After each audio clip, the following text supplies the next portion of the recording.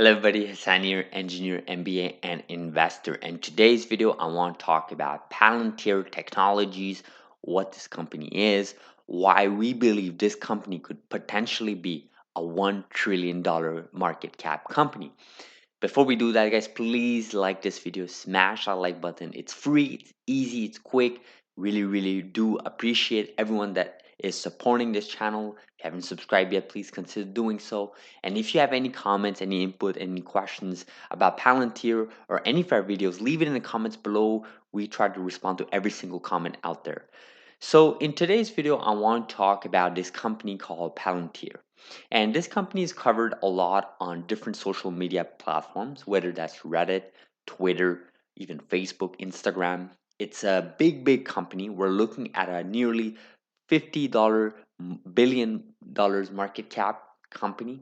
And this company was actually founded a couple of years ago. Actually, in 2004, they were founded. So they've been on the market for a while. The thing is, they actually went public late last year. So in the second half of 2020, they went public. And that's exactly what we're seeing here on this screen, right? We're looking at their stock price, and it went public just under $10 US. And then basically earlier this year, so we're looking at about January, February, they actually peaked over $45 a share, and now they're currently sitting at 22 $23 a share. They went even as down as like 17, I believe, or 18 recently. So their stock has been hammered, but again, this has been a macro trend. We've seen other stocks as well, whether that's in the genomics, whether that's even with Tesla. Many companies have been hit very hard, especially tech companies, especially companies that are valued by their future growth earnings. They've been really hit. So I wouldn't be worried too much about this drop, but it's still, we're looking at a 50% drop from its peak earlier this year. Now, does this matter in terms of evaluating the company in the long term? Most likely not, right? You're looking at the fundamentals, you're looking at the leadership, you're looking at what this company does, you're trying to research, you're trying to build conviction, and this is what we promote in this channel, right? Don't just look at the stock price, right? Look at the bigger picture, guys. This is still a fairly new company in the public markets, right? People don't really know how to value this type of company, right? We'll take a look at how this company is different from other companies, but just know that this is where this company stands. And maybe we'll go over a brief description here of what this company does. The CEO is Alex Karp. Very interesting character. He's often on CNBC and on other media outlets, and he is very known in the tech industry. He, and along with Peter Thiel, so I'm sure some of you have heard Peter Thiel.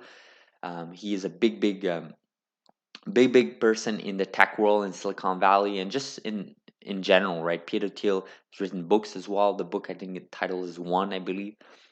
So it very great, leadership in terms of what this company is about, and we'll venture a little bit more in depth with that in shortly.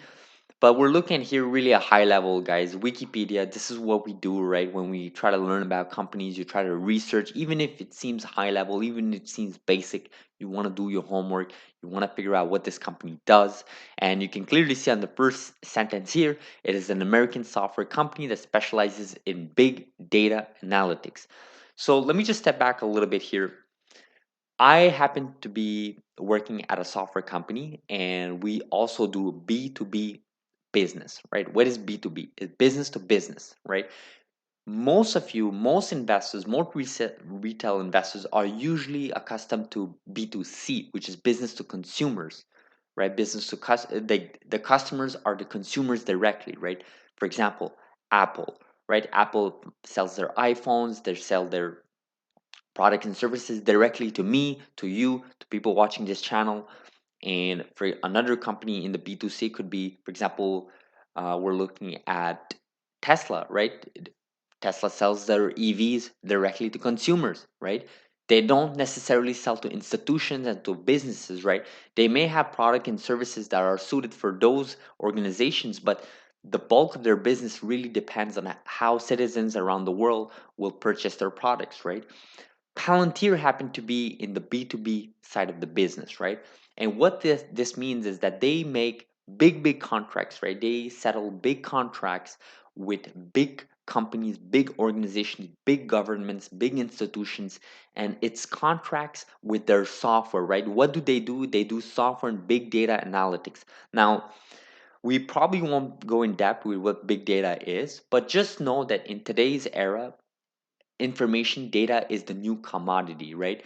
With all the sensors we have, with all the means we have, not just in the software world but also physical, in the analog world, in the physical world, we have so many means of getting data into software, right? Storing that data in databases, whether that's in SQL, whether that's in Oracle, whether that's in IBM databases or so on.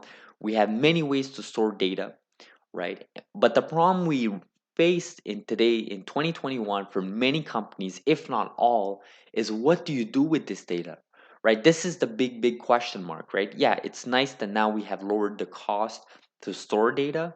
We have lowered the cost for input, but what is the outcome of this? What is the output, right? What do we actually do with this data? And this is where these companies such as Palantir come in play, right?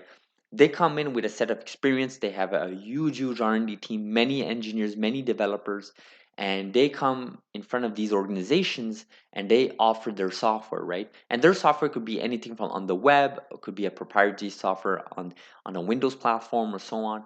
And what happens usually is these companies like Palantir, for example, they will approach some of these bigger institutions, could be just governments, right? And they offer, hey, we can do a beautiful dashboard for you. All you have to do is just input in your data, and we will customize it in such ways where you'll be able to view your data, utilize your data, generate reports, beautiful dashboards, beautiful reports. And it just allows you to monitor, it allows you to have smooth operations, and the intelligence just grows, right? With data, once you can utilize it in such ways that it improves your business, this is where the power comes in with big data. So this is what big data is on a high level. If you even don't understand what I just said, if you don't have any clue what I just said and you want to know more about big data, just Google it, right? Big data. You'll see many articles, there are many YouTube videos as well about just the big data, everything with artificial intelligence, big data, what we can do. Today's computer science has grown so much, right? In the past, it was like on-premise server, but we've moved to the cloud and we've lowered input costs for data, for storing data. So just keep that in mind, guys. Again, I just wanted to go over that really quickly because if you don't understand what big data is, if you don't understand what computer science, like if the software components behind what you need for to have a successful big data software to analyze data, to generate reports, dashboards, and monitor that, it'll be a little bit tough for you to really understand what Palantir does. So just a note on that. And I also wanted to mention, guys, I actually do not hold any share of Palantir as we speak in this time of the video. So full disclaimer here, I do not hold any Palantir share. So looking at some of these customers for Palantir, again, we're still on the Wikipedia page and we'll move on to some other pages, for example, in Palantir's investor relations webpage. But I just wanted to go over some of these customers here. Look at some of these corporations, right? Ferrari, Airbus, Merck. There's also Morgan Stanley, I believe, somewhere. And then there's the U.S. military, intelligence, police, right? We're looking at other clients such as NSA, FBI, Marine Corps, Air Force, right? We're looking at several U.S. military intelligence brackets, right? So they're very involved with the U.S. government, right? They have many partnerships with them. And then there's also the business side of things with public companies or even private companies, just like some of those we mentioned. They have partnerships with IBM that they announced recently, and with even Amazon AWS, and that's with for their cloud services. And that's pretty much about it. I mean, you can clearly see they have their business in different areas, right, in different verticals of the market. And don't forget, there's something I also want to mention for B2B. Contracts are very lucrative, right? You have big contracts, but the sales life cycle is long, right? So again, for B2C, you have your customer that comes on your website, orders your product or service, punches their credit card, and boom, the transaction is done. All you have to do is just ship that product or service to the consumer. But with businesses, when it comes to B2B, guys, there's a whole system behind it, right? We're looking at sales process, pre-sales, we're looking at demos, we're looking at POCs, which is proof of concept, and we're looking at early deployments. The process is just way bigger, right? And there's a reason why these contracts are lucrative. There's a reason why these contracts remain for dozens of years, because the process is so long, right, to get this done. It's extremely unlikely for these institutions, for example, the US military or police departments, to shift away from Palantir software to another fancy tech that may appear in a few years, because all of this long sales cycle that happened just to implement that software. And then, guys, don't forget, there's a whole training, right? You don't just Google this information and get trained on a YouTube video, right? You need, technical trainers from either Palantir or some individuals that are certified for Palantir software, and you may need even system integrators, which are called SIs, which are third-party companies that really will deploy, troubleshoot for customers on Palantir software. I mean, there's a whole business around it, right? This is what B2B is about, right? So it was very important for me to talk about B2B. That's the reason why I brought it up. And now here we have Palantir's webpage. All I wanted to do here is just highlight this mission statement, right? We believe in augmenting human intelligence and not replacing it, right? So this is what their software does, and this is what they believe in. They want to augment human intelligence. They don't want to replace humans at work. They don't want to eliminate jobs. What they want to do is provide software that can enhance experiences for organizations, for companies, and so on. And they have three main products, right? Palantir Gotham, Palantir Foundry, Palantir Apollo, and they have demos on YouTube. They have demos on their official website. We will definitely not go over this because it's way too technical for this video. But they have demos. They have working demos. And again, guys, don't forget, to develop these type of product, it takes big teams, R&D teams, a lot of back and forth work. These are years of experience, right? Palantir has been public just recently, not even a year ago, but they've been founded way over a decade ago, right? 2004, guys, and it took a lot of funding, a lot of raising money in the private markets to get this done, right? So keep that in mind, guys. To have these types of companies, especially in the B2B side of things, it's a really long sales cycle, long, big R&D teams, just to implement some of these products. Yes, they may only have three products on their webpage here, but to implement these products, it takes an enormous amount of development. Again, this is coming from a software engineer that is involved in a software company that is involved in B2B software. And I can tell you for a fact that it is extremely bullish to see this type of company that develops three products and they're going all in, and they have many companies, many institutions, they have many segments of the US governments in terms of contracts and so on. It's extremely bullish, it's extremely positive. You want to see that. Again, contracts are very lucrative, and the revenues there, we'll take a look briefly, but the revenues are there, and we'll see what we can figure out here. So this is just their investor relations website, and they're announcing some of these newer um, partnerships, right? 3M, I Can Gum collaborate with legal digital service platform, deepen partnership. Rio Tinto, big company, big organization for sure. NHS work, yeah, Fujitsu. So they have, you see, they have different partners, different customers, different verticals they're hitting, whether that's in the energy side of the business, whether that's in software, whether that's just in the legacy businesses. They develop these relationships, they develop these partnerships with these companies.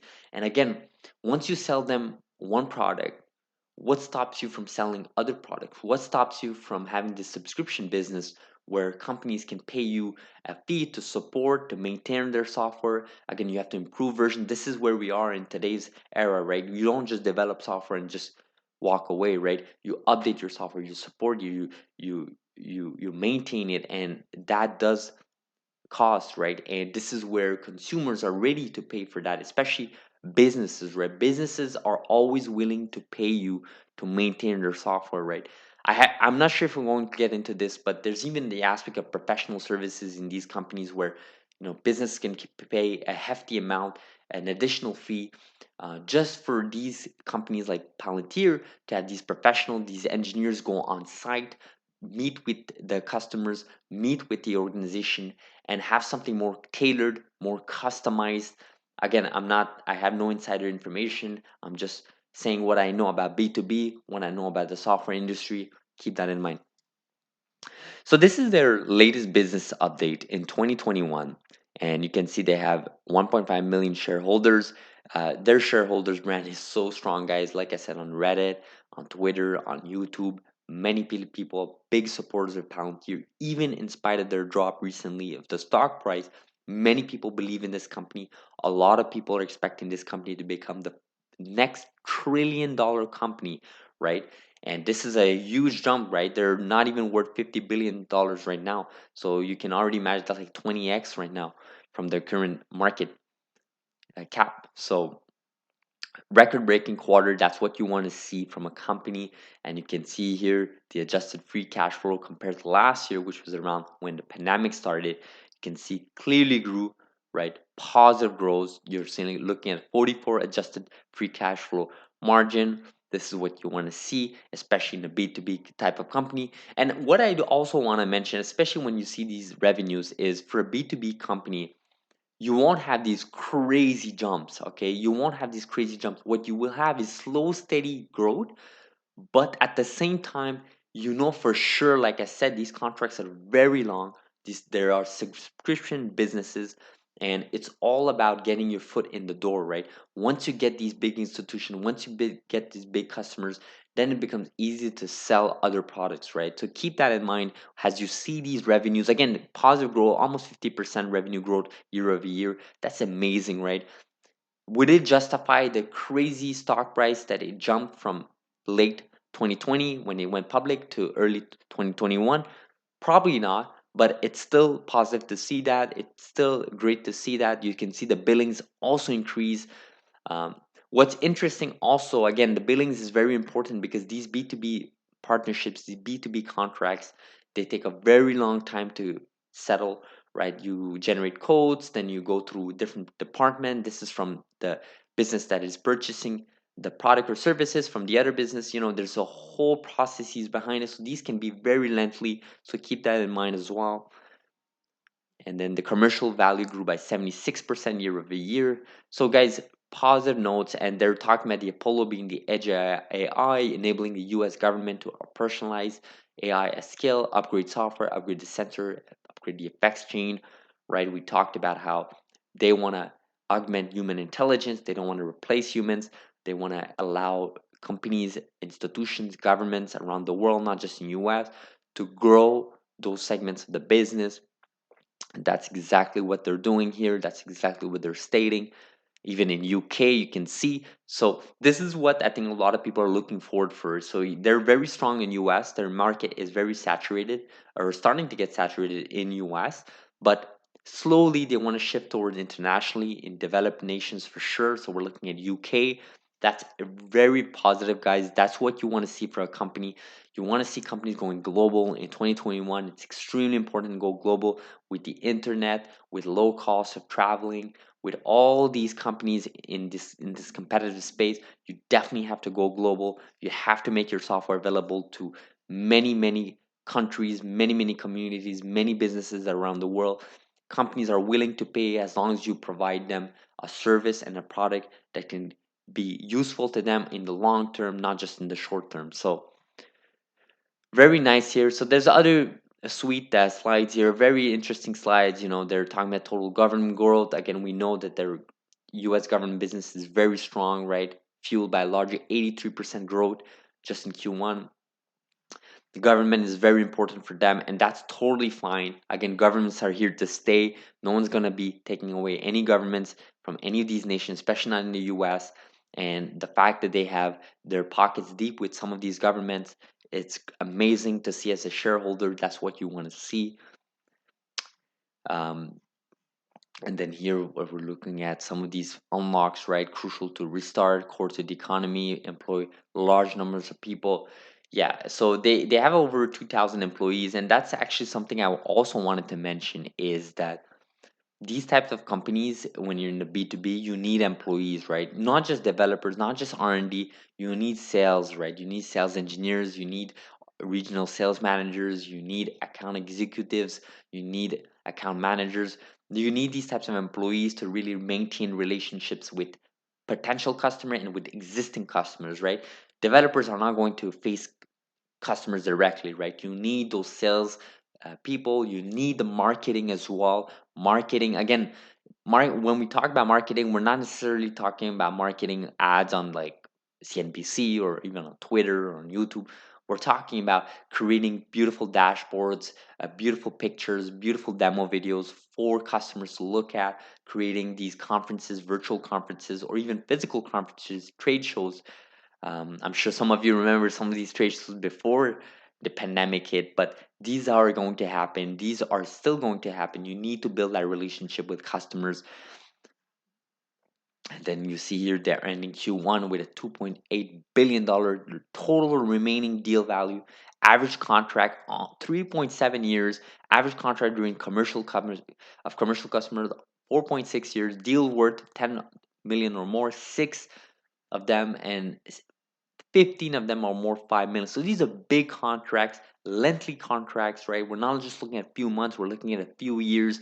And again, it's extremely unlikely, guys, extremely unlikely for a company to lose its contract after that end period ends. It's extremely unlikely for existing customers to just shift towards another company. The reason, again, because these processes are so long, there's so much cost into it. And again, I've seen companies in the B2B side of the business, guys. Doesn't matter which vertical, right? I've seen companies that have like the worst software ever and they still have business with big customers, right? So if you have this revolutionary company that's working on their software, developing new products, giving demos, really having a great brand for not just shareholders, but also for customers, existing customers, there's no reason for you to lose these existing customers. You'll just add up, right? You'll just add up. And that's the reason why a lot of people are bullish on this company, right? So I want to go finish this video with some of these Reddit due diligence post, and this is on Wall Street Bets. I'm sure some of you have heard about it, and they're talking about tax perspective here. They're talking about how the pay is higher here at Palantir compared to other big tech companies like Google. We're looking at 20% more. We're talking about how Palantir is a tech company, and they have literally the best tech. That's according to this person here. They give some the resources here for us to look at. We definitely will not do that because of time, but just know that if you they talk about the different side of the business of Palantir. We talked about this, the big data AI type of companies that are really flourishing in this time of age where data is available for customers, right? Everything is stored, but what do you do with that data? To talk about these big customers, right? CIA, NSA, FBI, CDC, Marine Corps, Air Force, Special Operation Commands, and so on. And then, of course, for the military and government use, AI and machine learning, you can bet that they will be all over this technology if it puts them on an advantage. Again, we are in a competitive space. You want to have the latest and the greatest technology, and Palantir offers that. So this is quite interesting. This D&D was quite interesting. Let's take a look at another one. This next post here, this came again 2 months ago, and this person talks about the future of Palantir, right? What are the next 10 years? And this is what we want to promote in this channel, guys. Long term, right? Think about long term. And they talk about how they're going to expand their current 125. So this was at the time of the posting. So obviously this numbers grew, but they're talking about increasing that number, right? They're talking about how the Fiverr projects $4 billion in revenue by 2025. It's already over a billion in 2020, so I think this is quite likely, if not more than 4 billion. But that's just my opinion. They talk about building different type of software to integrate legacy systems into Palantir, and then have become a leader in commercial consulting space. We know they're with Airbus. We know they're with different airlines as well. They announced that recently, so quite interesting, right? And then the person here talks about the Gotham and Foundry product, how it can evolve and help not just military uses, but also different companies to become more competitive and was more efficient. And this last DND post here is the financial side of things, right? You can clearly see the revenue grew, guys, to 1.1 billion in 2020 alone, 742 in 2019, 595 in 2018. You can see every year they're growing at a steady pace. It's not just slow growth, this is significant growth, right? We're looking double digits percentage growth. That's why we took a look at their investor presentation just before, but you can see the profits are also growing, right? This is, we're looking at $740 million profit just in 2020 alone, right? And again, 2021 they're breaking records for Q1. Quite interesting to see what happens there. You can see the revenue per customer, right? They're building these big customers, increasing number of customers, and again, these contracts are getting bigger and they're getting lengthier as well. That's what you want to see, right? In B2B, that's exactly what you want to see. And ultimately, again, you can see here the newer customers here, they're deliver cost savings to AWS customers and 3M to build their dynamic supply chain, Rio Tinto, BP, right? Fujitsu, which we mentioned as well, NHS, and then Sampo Holdings. So they have their hands a little bit everywhere, guys. Very interesting. You can see Vanguard, even the popular Vanguard index fund, they purchased some of the Palantir shares. ARK Invest purchased some Palantir shares. In fact, Cathie Wood is a big supporter of Palantir, and she has mentioned Palantir in the past, and they're going big on Palantir even despite the drop. So lots of opportunities, guys. There are some counter arguments. To me, my only concern about this company is how can they go international? How can they expand faster than what their stock price is maybe reflecting? Again, they grew from a certain price at their IP when they went IPO, when they went public earlier, late last year, and they basically went to like $40 a share. Now they're back to 22. So for them to be able to pick up that number, for them to be able to grow beyond that number, I think they will have to prove in the following quarters that they can get more customers, not just in US, not just these big institutions, governments. That there is a note to be made about these government contracts. Although they're lucrative, they're very, very high maintenance. You don't want to mess around with any government. Forget about just US government, just any governments, right? So what is their plan to expand that number of customers in terms of like public companies, private companies, and around the world, right? What is their plan? They've mentioned it in their presentation, they've mentioned it in some of these demo videos with their products and services, but can they execute on it? I think that's the biggest challenge for this company. But putting that aside, again, I don't hold any share of Palantir. I do believe in this company. I think the shareholders are very happy with this company. The brand is very strong.